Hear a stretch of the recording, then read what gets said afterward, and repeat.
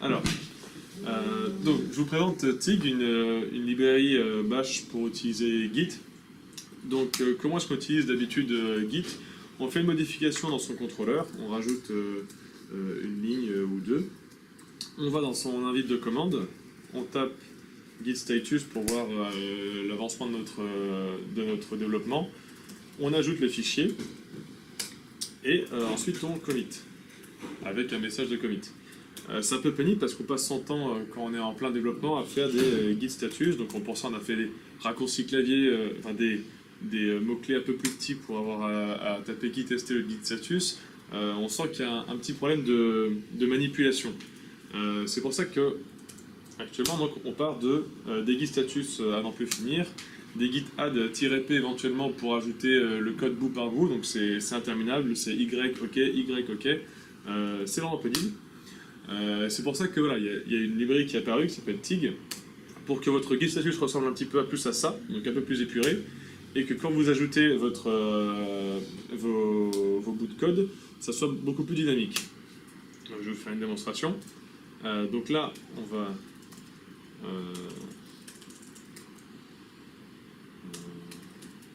voilà, j'ai oublié. Bon, bref. L'interface de Tig. Donc très rapidement, ça c'est l'interface principale. Donc là, vous avez la liste de vos commits. Donc pour montrer l'équivalent dont je parlais, là c'est l'interface Git status. Donc j'ai accès ici à mes fichiers qui sont à committer, mes fichiers qui ne sont pas à committer et mes fichiers qui ne sont pas gérés par Git. En cliquant sur Entrée, j'ai accès aux détails de ce que je viens de modifier. Donc vous voyez que c'est un peu plus lisible. Et surtout pour l'ajouter ou l'enlever, j'appuie par exemple sur U et pour Use ou Unuse. Donc c'est assez rapide. Donc quand on a plusieurs fichiers à modifier, si je veux modifier un deuxième contrôleur par exemple, à rajouter un echo YOLO, et bien ici, au moment où je rafraîchis, voilà, j'ai mes deux fichiers ici et je peux voir les modifications très rapidement. Donc là, j'utilise que mes flèches de clavier. Et voilà, j'ai accès. Si je veux l'utiliser, j'utilise Shift C et j'arrive sur l'interface de commit. Je commit en live. Voilà.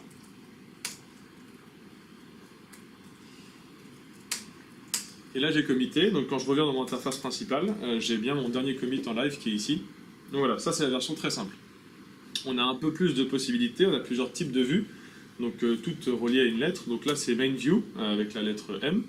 Et j'ai ma log view, donc là j'ai accès à tous mes commits à la suite en un peu plus détaillé. C'est pas toujours très lisible mais ça peut avoir une utilité. Sur R j'ai toutes mes références, donc là je vois ma branche master, ma branche design, ma branche staging, mes branches référentes. Je peux changer de branche comme ça, donc on a C majuscule pour se basculer sur une branche référencée ici. On a quoi d'autre? On a Y qui donne accès à tous les stashes. Donc par exemple là j'avais fait un stash précédemment, ben, je peux voir ce que j'avais stashé et l'appliquer ou le supprimer à la volée. Donc voilà rapidement. Ensuite, au niveau de la vue ici, il y a plusieurs façons de présenter. On peut changer mettre l'ID du commit sur la gauche par exemple. On peut afficher, alors je ne sais plus où est le truc, la date en fonction des heures dernières. Enfin il y a plein de détails. Chaque commit ensuite peut passer à la vue diff. Donc là ici j'ai accès à chaque commit et aux détails de ce que chaque commit faisait. Donc voilà, c'est un moyen pour naviguer dans votre dossier Git très facilement. Toute la documentation de ce que je vais montrer donc, est disponible à ces deux URL là. Il y a encore plein d'options, il y a des raccourcis clavier existants. Par exemple, dans la vue de Git status, vous pouvez directement checkout un fichier pour l'annuler. Il y a plein de petits outils comme ça. Mais ça ne suffit pas forcément pour vous convaincre de l'utiliser. Donc on peut bien entendu étendre les fonctionnalités. Par exemple, ajouter des itérations externes comme le git push et le git pull pour éviter d'avoir à repasser une de commande pour le faire, pour amend de certains commits, pour supprimer carrément des fichiers. Bon, apply on job stashes, ça en pratique c'était déjà géré. Mais pour aller encore plus loin, on peut par exemple faire des commandes pour ouvrir un commit directement sur GitHub. Donc, notamment quand vous venez de voir pour avoir une interface un peu plus sympathique pour ouvrir un commit, ça peut être pratique. Ou pour revert des commits à la volée depuis la vue de log. Voilà, c'est des petites interactions qui rendent la chose un peu plus facile. Pour ça, il y a un fichier de configuration, donc .tigrc. Donc là, voilà à quoi ça ressemble quand on rajoute des commandes. Donc la syntaxe est assez simple. On a un bind pour attribuer un raccourci. Status, c'est la view. Donc la view status, c'est celle qu'on voit ici. Donc là, par exemple, pour pouvoir pusher mes commits, dans la vue status, je bind la touche P majuscule à git push origin. Donc ici, quand j'appuie sur P majuscule, j'aurai un git push qui va s'effectuer en arrière-plan. À ceci près que ici, je dois faire un git push force. Bon, voilà. Dans le même genre, je peux faire un git pull avec un L majuscule. Ensuite, donc ça c'est par rapport à une vue spécifique. On peut par exemple aussi faire des raccourcis génériques donc qui peuvent s'utiliser depuis n'importe où dans l'interface. Donc là, je peux être par exemple dans mon main. Là, j'ai dit donc je voulais binder la touche plus pour faire un commit amend. Donc ici, voilà, j'arrive directement au commit amend. On avait vu aussi un peu plus avancé, donc le fameux ouvrir le commit sur GitHub. Donc là, pareil, je l'ai mis en générique, donc où que je sois, si je suis dans un commit, en train de visualiser un commit, je peux l'ouvrir sur GitHub. Donc là, par exemple, je suis en train de regarder ce que j'ai fait dans ce commit. Je l'ai bindé à la touche B majuscule. Et là, je me retrouve directement sur GitHub avec le commit en question. Donc c'est un peu plus sympa si on veut le partager pour me montrer à quelqu'un. Voilà, ça a pas mal d'utilité. Donc vous demandez peut-être comment est-ce que ça fonctionne. Voilà. En fait, vous avez remarqué qu'à chaque fois, c'est des instructions qui sont utilisées. Donc ça, c'est parce que au moment où vous êtes ici, vous avez accès à une ligne de commande pour autant, donc avec 2 points. Point d'exclamation, ici vous pouvez taper n'importe quoi. Donc par exemple, si je veux faire un ls-la, j'aurai le résultat de ma commande ici. Donc en fait, tout ce que ça fait, c'est que ça mène une touche pour lancer une commande. Donc vous pouvez lancer à peu près n'importe quoi. Votre bundle exec cap deploy peut être bindé par exemple un gros D pour deploy. Voilà, il y a plein de possibilités pour tweaker ça à souhait. Et voilà, et c'est pour ça que je vous le conseille fortement, parce que ça vous évite de taper, mais plutôt d'interagir avec un logiciel où tout est encapsulé. Voilà, donc si vous avez des questions éventuelles, je peux vous y répondre maintenant. Je peux faire une manière simple de parler des trucs, de faire des add patch sur YouTube. Oui, alors toute la référence est avec la touche H, on a accès à tout ce qui est disponible. Alors je sais que les patchs, il y a des commandes pour patcher directement un commit. Juste que je le retrouve éventuellement. Je ne peux pas utiliser le search pour faire un search. Ouais. Non, il n'y a pas actuellement. Après, il y a beaucoup des raccourcis sont. J'ai malheureusement pas mis le lien. Vous trouvez des gens qui ont des pages entières de raccourcis clavier pour justement tweaker un peu à souhait. Après, la librairie de base est assez simpliste et assez peu intrusive. Notamment voilà, le git push et le git pull n'étaient pas inclus dedans pour que ça reste une librairie locale et pas en interaction avec le repo extérieur. Après, voilà, rien n'empêche de mettre des raccourcis pour avoir des actions plus poussées. Est-ce que tu as entendu parler ou vu des plugins qui te permettent de voir les pull requests qui t'attendent ou l'état de ta pull request, si tu as eu des commentaires, machin? J'ai pas regardé aussi loin.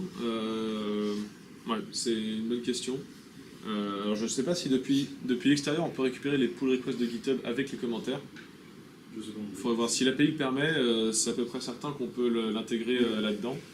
Sinon c'est peut-être un peu plus compliqué. Ça t'a pris combien de temps depuis que tu as commencé à utiliser jusqu'au moment où tu pensais que tu étais plus performant? C'est pas forcément une question de performance, c'est plus une question d'aisance. En soi, entre taper git st tout le temps et git add-p, très rapidement en fait on remarque que c'est plus sympathique d'utiliser u à chaque fois. Il y a moyen d'ajouter ligne par ligne quand on a vraiment envie d'être très précis plutôt que de chercher des gros blocs de code. Voilà. Dès le début, en fait, tant que ça reste en fait, dans cet écran de git status, on voit tout de suite la différence. Après, on est un peu perdu au début entre les différentes vues, donc on n'est pas forcément très performant, mais voilà, notamment les git revert, les git push et git status, c'est vraiment, ça accélère beaucoup, je trouve.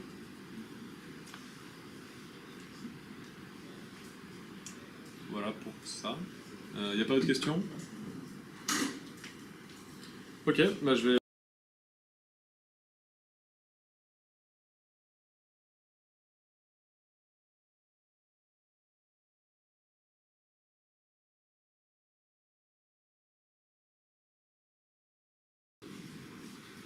Bon, très bien.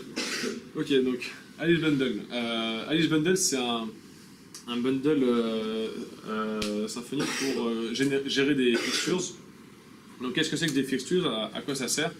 Des fixtures, c'est un moyen de mettre des données dans la base de données de manière automatisée. Donc ça sert à quoi? Ça peut servir pour des tests fonctionnels, quand on veut utiliser l'application pas vide de données, donc on a bien besoin d'insérer des données, donc plutôt que de se trimballer un dump SQL versionné qu'on insère à chaque fois, c'est un moyen de le générer de manière plus propre et plus maîtrisée. C'est aussi un moyen d'initialiser certains projets. Par exemple, quand vous faites un projet, je sais pas, de cuisine, votre menu il a besoin d'être en base de données, bah, il est fixe, mais vous n'avez pas non plus envie de le versionner dans le code, donc vous avez besoin d'insérer des données de base pour que le site soit utilisable à la base. Donc voilà les deux utilisations principales des fixtures. Actuellement, dans Symfony, il y a le Doctrine Fixtures Bundle qui est assez connu et qui marche très très bien.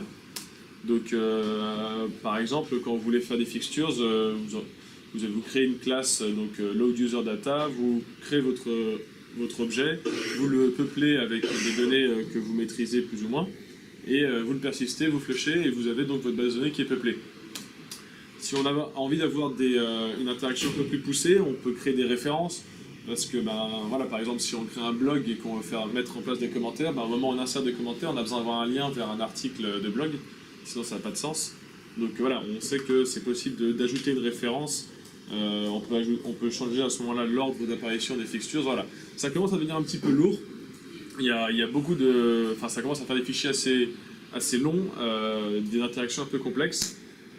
Alice Bundle propose un format un peu plus différent, plus épuré. Par exemple, voici comment générer 10 articles de blog avec un titre fixe et un texte fixe. Donc on déclare le namespace, le nombre d'articles qu'on veut, et directement on a un array nom du champ, valeur du champ. Les références sont déjà intégrées, donc ici par exemple, vous avez remarqué qu'au moment où j'ai créé les posts, je peux y faire référence directement au moment où je veux créer un commentaire. Donc voilà, ça simplifie beaucoup le workflow. Pour l'installer, c'est assez simple, c'est un bundle Symfony, donc ça passe par un composer install. Donc on a besoin de la librairie Alice Bundle, on a besoin aussi de la librairie des fixtures de Doctrine. On n'a pas besoin de l'instancier, mais voilà, elle s'appuie dessus. On l'enregistre dans le app kernel. Il y a une petite config minimaliste, donc le driver de la base de données, forcément. La locale, on en reparlera, ça a son utilité. Et ensuite, bon, des options plus ou moins intéressantes. Pour les loader, c'est comme des fixtures normales, Doctrine Fixtures Load, sauf que là c'est propre à la librairie, donc c'est Outlook Alice, Doctrine Fixtures Load. Comment ça s'utilise concrètement? Donc, ce que je vais mettre tout à l'heure, donc on crée un fichier en YAML dans Data Fixtures ORM si c'est pour une base de données MySQL. On entre le namespace de la classe, le nom de la référence des données qu'on a envie de mettre en base de données, et ensuite c'est un tableau associatif. Pour les références, donc on peut utiliser directement les objets créés précédemment. C'est très simpliste, mais c'est en même temps très paramétrable. Donc vous avez remarqué qu'en fait c'était un peu magique. On met un fichier en YAML et puis au moment où on fait fixtures load, il se débrouille, il le trouve et il le load. En pratique, on peut aussi avoir un data loader concret qui peut être utile pour ordonner notamment l'ordre dans lequel on veut mettre nos fixtures. On verra aussi plus tard que ça permet de mettre des paramètres un peu supplémentaires. On peut avoir une dépendance avec l'environnement, donc on peut avoir des fixtures en mode dev, des fixtures en mode prod. Donc pour ça, c'est géré nativement si on fait un dossier prod, un dossier dev. Et ensuite, en ligne de commande, on n'aura plus juste à préciser le -e prod ou -e dev. Donc c'est assez pratique. On peut mettre des paramètres. Donc si on crée un parameters.yaml dans les fixtures, on peut ensuite créer des paramètres globaux dans toutes les fixtures qu'on pourra réutiliser. Donc vous voyez ici, la syntaxe est assez simple. Vous avez le temps de lire à chaque fois en même temps que je parle. Mais ce qui fait aussi la grande force du combo que propose Alice Bundle, c'est d'utiliser la librairie Faker pour créer des données. Donc plus que la librairie Alice Bundle à la base donne un moyen de rentrer les données, Faker donne des données en dur. Donc vous avez remarqué depuis le début quand je mets dans le tableau associatif, on a à gauche le nom du champ de l'objet. À droite, on a donc un truc entre crochets un peu bizarre. En fait, c'est justement à ce moment-là qu'entre en jeu la librairie Faker. Donc par exemple ici, quand je veux créer un stock de marché, j'ai besoin d'avoir un nom de stock qui ressemble à un nom de stock et pas juste mettre un Hello World partout ou des lorem ipsum partout, parce que c'est quand même plus agréable à utiliser une application qui a des données cohérentes. Donc on a la liste, vous avez un exemple de la liste de tout ce que propose la librairie Faker. Donc vous avez la base, donc, des nombres aléatoires, des caractères aléatoires, des lorem ipsum. Mais ensuite, voilà, là où ça commence à devenir intéressant, c'est des données thématisées. Donc par exemple, quand vous voulez créer une personne, il peut vous donner un nom-prénom d'une personne qui sont réels. Pour une femme, pour un homme, voilà, on peut commencer à être beaucoup plus précis dans ce qu'on cherche. Et ensuite, c'est là que la locale dont je parlais au début entre en jeu. C'est que pareil, tout ça peut être dépendant par rapport au pays. Donc si on veut un prénom américain, un prénom anglais, c'est possible, c'est prévu. Ensuite, quand on en vient aux adresses, par exemple, on peut avoir un Trifouilly-sur-Marne pour la France ou un Las Vegas pour les États-Unis. Voilà, il sait faire la différence. Il peut trouver des données qui dépendent de la localisation. Ça va plus loin après, des numéros de téléphone. Donc là, ici, ce dont je parlais tout à l'heure, des noms d'entreprises, du texte brut, toute une partie dédiée à la gestion des dates, pour avoir des dates sur mesure. Après, un peu plus technique, on a des fixtures sur Internet. Donc quand on veut simuler des utilisateurs avec des IP de connexion, des noms de domaine, voilà, là, tout ça, pareil, ça peut être fourni. Des user agents, des moyens de paiement, des couleurs quand on veut s'amuser avec du CSS en fixtures aussi. Et voilà. Donc la liste est assez longue. Je ne vais pas trop m'étendre là-dessus. Bien sûr, ces librairies, elles existent, mais la librairie Faker est open source, donc vous pouvez l'étendre et créer vos propres générateurs de fixtures aléatoires. Notamment, vous pouvez ou bien donc, dans le fameux loader personnalisé dont on parlait tout à l'heure, mettre des arrêts à la main pour qu'ils puissent être utilisés. Donc par exemple, vous créez un site où il y a besoin d'avoir une liste de choix particulier. Ici, vous pourriez récupérer la liste de choix que vous avez envie et la mettre pour pouvoir un choix aléatoire dans un arrêt fini. J'ai pas forcément un exemple en tête, mais ensuite vous pouvez créer une librairie complète, donc avec toute une liste de données aléatoires que vous intégrerez ensuite comme au même titre, avec la même syntaxe que quand vous faites votre random number. Ici, voilà, si vous avez besoin d'un élément du menu dans votre site de cuisine, vous pourriez avoir cuisine item là-dedans.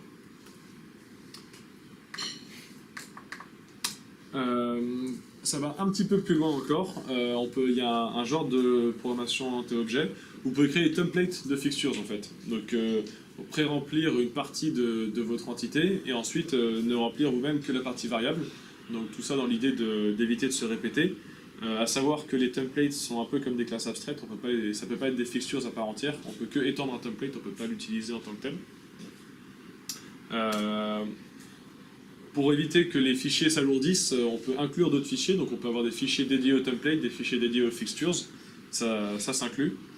On peut étendre plusieurs templates pour, encore une fois, décomposer tout et avoir des fixtures très réduites pour avoir des blocs réutilisables plutôt dans vos fixtures.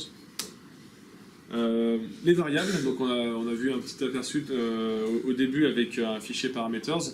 En fait, ça va un peu plus loin que ça. On peut réutiliser les champs en temps réel. Donc, par exemple, quand vous avez un utilisateur et que vous voulez une date de création, une date de mise à jour de profil, et ben vous pouvez réutiliser la date de création en argument de la date de mise à jour pour que la date de mise à jour soit entre la date de création et maintenant, pour que, pareil, l'idée c'est d'avoir des données cohérentes et réalistes.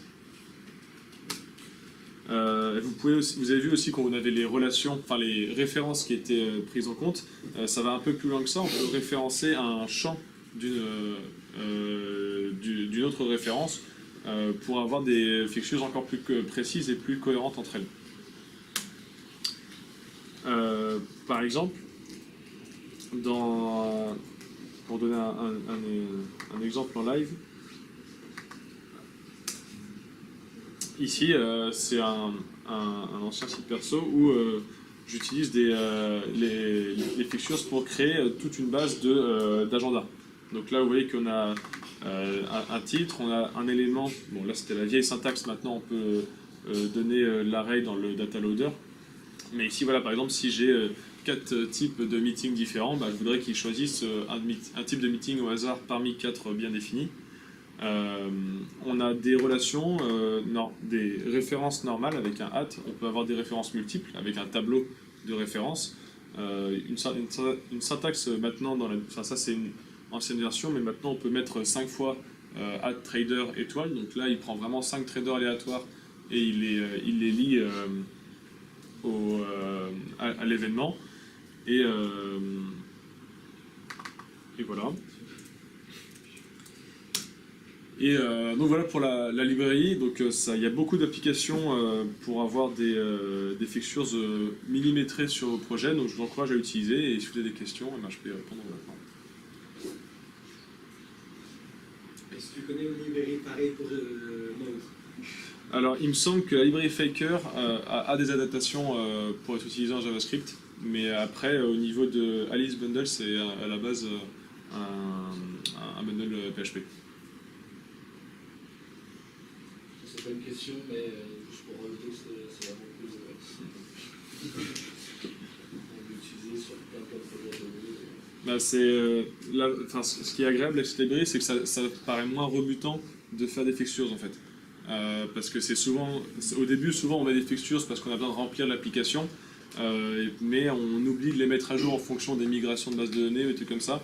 Voilà, l'avantage d'avoir un format très simple comme ça, c'est que c'est très rapide d'adapter les fixtures à l'évolution de votre application et donc d'avoir à tout moment, pour par exemple un nouveau dev qui arrive sur le projet, de pouvoir se générer des fixtures cohérentes et à jour.